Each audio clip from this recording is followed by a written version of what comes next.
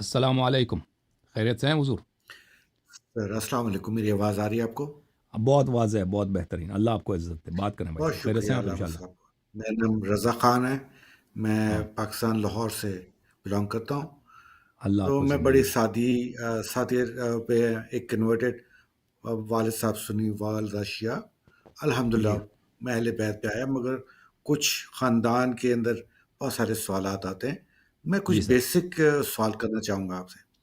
جی مجھے جی آپ کی تمام ٹیکٹکس ٹوورڈز آپ نے جو ہدایت دینے کا طریقہ دیا مجھے بہت خوب لگا، مگر ایک صفت سے آپ نے تھوڑا سا روگردانی کی، وہ ہے ابلیس کا رول، جس میں دیکھتا ہوں کہ اگر دین پہ زر جو پہنچا تو وہ ابلیس کی نظر سے دیکھے کس طرح اس نے پہلی شریعتوں پہ اور آخری شریعت جناب رسول صلی اللہ علیہ وسلم کے اوپر حملہ کیا. اور جی جی اس کی وہ کلام جو قرآن میں اللہ نے دلیل کے طور پہ دی ہے کہ میں ان کی صراط کی طاق میں رہوں گا، جی آگے پیچھے دائیں بائیں سے حملہ کروں گا، جی خود بالکل، صراط پہ بیٹھ جاؤں گا. جی بالکل، اور یہ کتنی بدنصیبی ہے کہ وہ صراط پہ بیٹھے ہوئے 72 صراطیں اس نے بنا دی، ایک صراط آئمہ کے لیے چھوڑ دی. جی ایک تو اگر آپ اس دلیل کے اوپر ہلکی سی روشنی ڈالیں، اس کے بعد میں پھر ایک اور سوال کرنا چاہوں گا اسی سے منسلک. اب دیکھیں ابلیس کا جو رول ہے اہل بیت علیہ السلام سے دشمنی میں، رسول اللہ صلی اللہ علیہ وسلم سے دشمنی میں، یہ تو آ، روایات میں موجود ہے کہ رسول پاک صلی اللہ علیہ وسلم کی جب بعثت ہوئی ہے تو ابلیس نے نالا نکالا.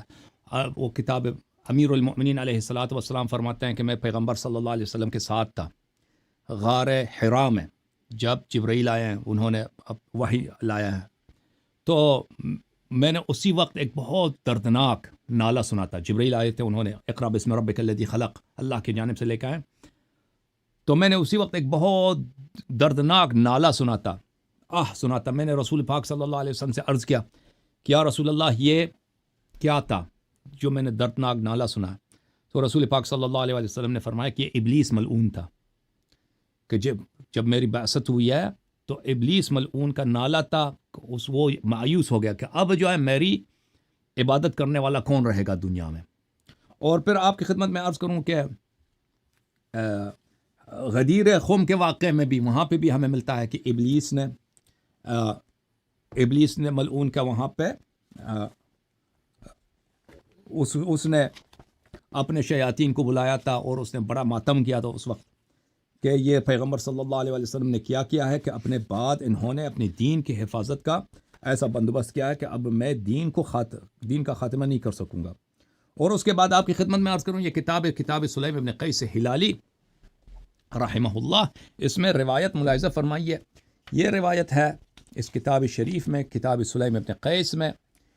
یہ حدیث ہے، حدیث نمبر 4. یہاں پہ ایک واقعہ، سلیم کہتا ہے کہ سلمان فارسی سے میں نے وہ باتیں سنی ہیں کہ سلمان امیر المؤمنین علیہ الصلوۃ والسلام کے پاس آتے ہیں اور کہتے ہیں کہ میں نے جا کے دیکھا ہے سقیفہ بنی ساعدہ میں، آپ ادھر پیغمبر صلی اللہ علیہ وسلم کی وفات کی ذمہ داریوں میں مشغول ہیں، ان کی تدفین و تکفین میں نے سقیفہ بنی ساعدہ میں دیکھا ہے کہ وہاں پہ ان لوگوں نے خلافت ابو بکر کو دی ہے.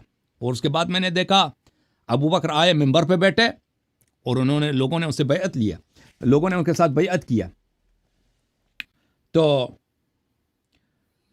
امیر المؤمنین علیہ السلام نے سلمان سے پوچھا ولیکن هل تدری من اول من بایعه حین صعد المنبر. امیر المؤمنین علیہ السلام نے ابو بکر سے، سلمان سے پوچھا کہ تم نے مسجد میں جا کے دیکھا ہے کہ لوگوں نے ابو بکر سے خلافت پہ بیعت کی ہے، تم جانتے ہو کہ سب سے پہلے کس نے ابو بکر سے بیعت کیا؟ تو اس نے کہا لا ولکنی رأیت شیخا کبیرا یتوکأ علی عصاه بین عینیہ سجادۃ شدیدۃ التشمیر. سلمان نے کہا میں نے نہیں جانتا کہ کون تھا، میں نے ایک بوڑھے کو دیکھا، ایک بوڑھا آیا وہاں پہ، اس کے ہاتھ میں لاٹھی تھا، اس کے چہرے پہ سجدے کے بڑے آثار تھے کہ اس نے سجدہ بڑا کیا، بہت ہی زیادہ سجدے کے آثار اس کے ماتھے پہ تھا. سب سے پہلے اسی بوڑھے نے آ کے ابو بکر سے سجدہ کیا. صعد المنبر اول من صعد وخر وهو يبكي ويقول اس نے بڑی خوشحالی کے ساتھ اس کے رو رہا تھا. ابو بکر کی ابھی کسی نے بیعت نہیں کیا, ابو بکر خلیفہ بنا تو اس سے پہلے بیعت کرنے والا شخص یہ بوڑھا آیا اور وہ خوشی سے رو رہا تھا اور سجدہ کیا اس نے, الحمدللہ الذی لم یمتنی حتی رأیتک فی هذا المکان ابسط یدک. اس نے کہا کہ اللہ کا بڑا شکر ہے کہ مجھے آج دیکھنے کو مل رہا ہے کہ ابو بکر تم اس منبر پہ بیٹھے ہو, اپنا ہاتھ آگے کرو تاکہ میں تجھ سے بیعت کروں. فبسط یدہ فبایعہ, اس نے ابو بکر نے ہاتھ آگے کیا ہے اور اس نے اس کے ساتھ بیعت کیا, اور پھر اس نے کہا یوم کیوم آدم, اس نے کہا آج آدم نے جو میرے ساتھ کیا اس کا مقابلہ ہے آج. اچھا, ثم نزل فخرج من المسجد, پھر منبر سے آیا وہ نکل گیا.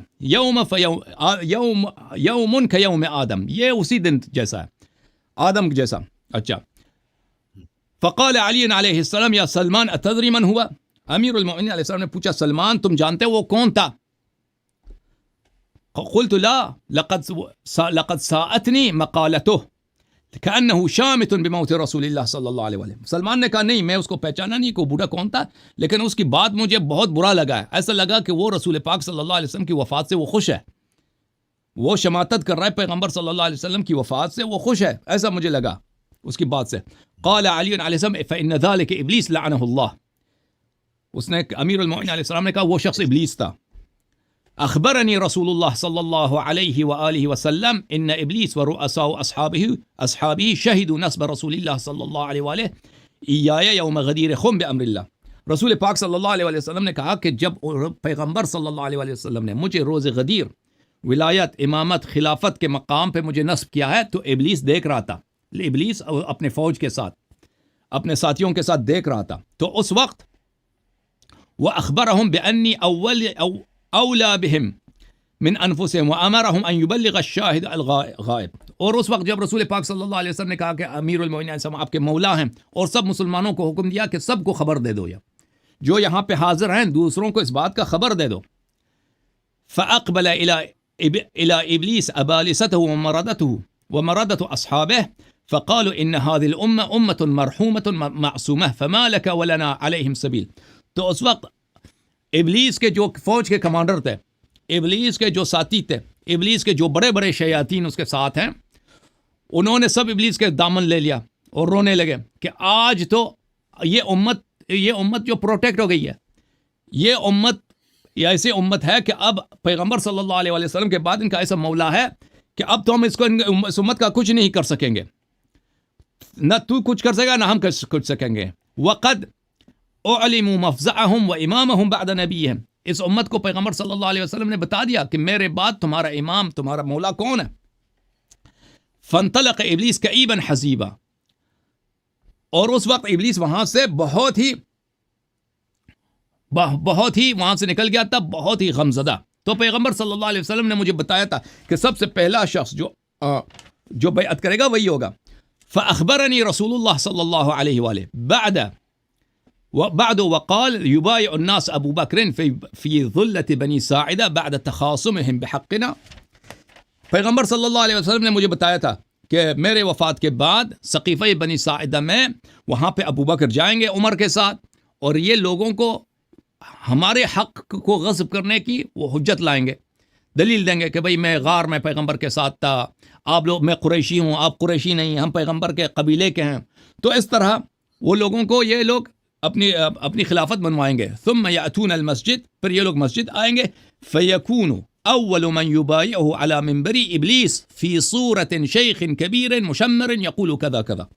پیغمبر صلی اللہ علیہ وسلم نے مجھے خبر دیا کہ سب سے پہلا شخص جو آئے گا ابو بکر سے بیعت کرے گا وہ ابلیس ہوگا, ایک بوڑھے شخص کی صورت میں کہ اس کے چہرے میں بڑے سجدے کے آثار ہوں گے, اور یہی کلمات اے سلمان جو تو نے مجھے کہا بھی پیغمبر صلی اللہ علیہ وسلم نے مجھے بتایا تھا کہ ابلیس یہی جملے کہیں گا. ثم یخرج فیجمع اصحابہ وشیاطینہ وابالسته فیخرون سجدا فیقولون. پھر مسجد سے یہ نکل جائے گا بیعت کرنے کے بعد اور اپنے شیاطین کو بلا دے گا, اپنے فوج کے کمانڈروں کو بلائے گا, اور یہ سب لوگ سجدہ کریں گے خوشی میں اور کہیں گے یا سیدنا یا کبیرنا انت الذی اخرجت آدم من الجنہ, اور کہیں گے کہ تو, ان کے ابلیس کے فوج کے شیاطین کہہ دیں گے کہ یا تو ہمارا سید ہے, ابلیس سے کہیں گے تو ہمارا آقا ہے، تو وہی ہے جس نے یہ کارنامہ کیا کہ آدم علیہ السلام کو تم نے جنت سے نکال دیا.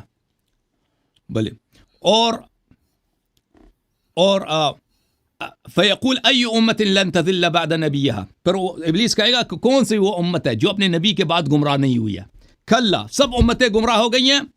زعمتم ان لیس لی علیہم سلطان ولا سبیل، تم لوگوں نے کیسے غدیر خم میں مجھ سے کہا تھا کہ آج کے بعد ہمیں مسلمانوں پر، اس امت پہ کوئی اثر رسوخ نہیں ہوگا، کوئی کنٹرول نہیں ہوگا.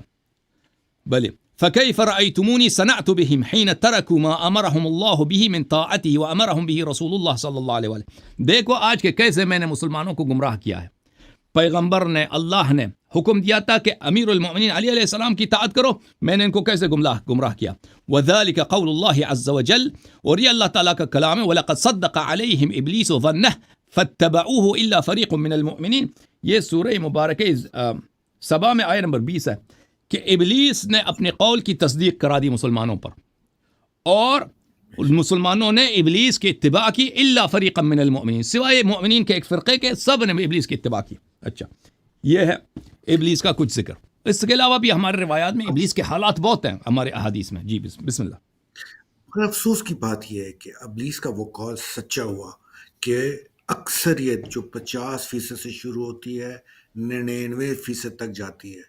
تو ہم نے پرانی انبیاء میں بھی دیکھا 1 یا 2% ہی لوگ ایمان لے کے آئے. بالکل. اور مجھے گمان تھا کہ شاید یہ ایران والے مرشدین مل کے شاید اب ہماری تعداد بڑھی. اب تو وہ بھی پھر دوبارہ 1 یا 2% میں رہی کہ ہمارے امہ نے کبھی بھی اس فیصد کو بہتر ہونے نہیں دیا. آخر زمان آئیں گے، وہ کیا کریں گے؟ اب سوال میرا آتا ہے، جوم جاؤ، پرواز کرو، کیوں فخر سے سر اٹھا، کیونکہ اللہ تعالیٰ نے تمہیں انتخاب کیا. صراط حق پر صرف تم ہو، صراط ایمان پر صرف کیا، کیونکہ اللہ تعالیٰ نے تمہیں انتخاب کیا. صراط حق پر صرف تم ہو، صراط ایمان پر صرف